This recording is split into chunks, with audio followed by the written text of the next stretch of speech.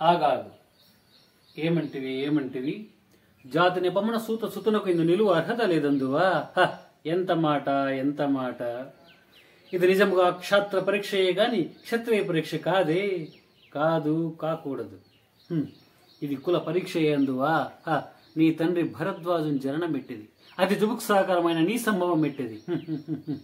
మట్టి కుండలో పుట్టితివి కదా, నీది ఏ కులం? ఇంత ఏల అస్మత్ పితామహుడు కురుకుల వృద్ధుడైన ఈ శాంతలవుడు శివ సముద్రుల భార్యకు గంగా గర్భను జనయించలేదా? ఆయనదే కులం. నాతో చెప్పింతురేమయ్యా. మా వంశానికి మూల పురుషుడైన వశిష్ఠుడు దేవవేషయగు ఊర్వశి పుత్రుడు కాడా?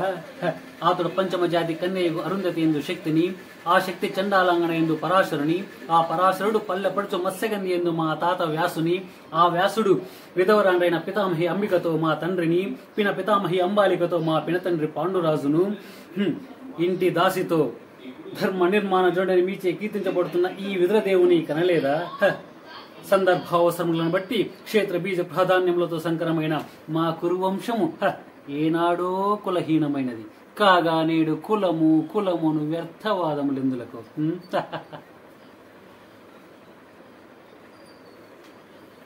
Thank you very much. ఈ వీడియో మీకు నచ్చినట్లయితే please like, share and subscribe. Thank you very much.